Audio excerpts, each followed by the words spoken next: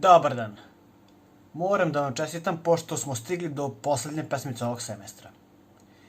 Jedini je problem što sam to možda uradio malko pre vremena, jer ova pesmica ima veliki difficulty spike u odnosu na sve prethodne. Ukoliko ne znate šta to znači, verujte mi, nije ni bitno, znaćete kad budete vežbali. A ako pogledate note, vidjet ćete da tu imamo dosta gimnastike. Ruke se smenjuju i note su vezane frazama uglavnom od po 2 takta.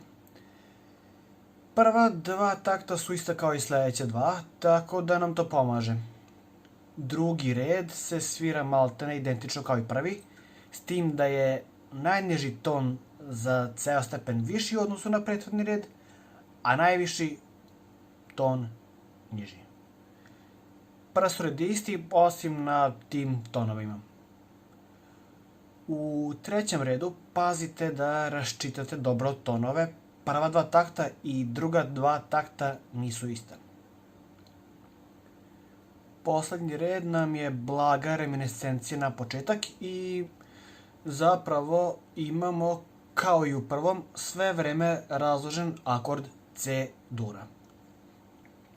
Pošto je pesmica u C-duru, to znači da nam je taj C-dur akord tonika. Obratite pažnju na poslednjih par taktova, predlažem da svirate ovim prstoredom. Jedino sad što nam preostaje jest da čujemo pesmicu, a potom i da je navežbate. 1, 2, 3, 2, 3.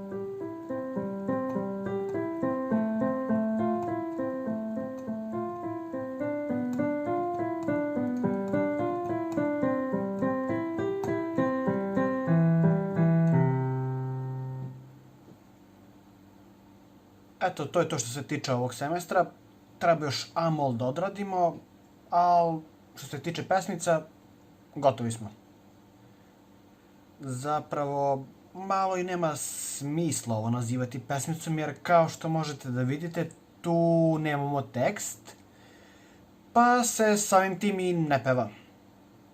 Što znači da treba da se maksimalno usredsredimo na sviranje.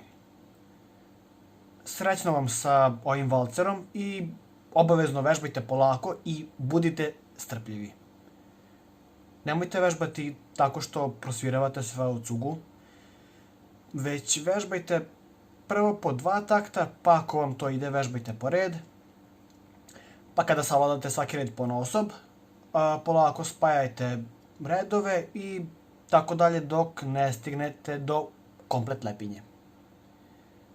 To je to, vidimo se, ćao!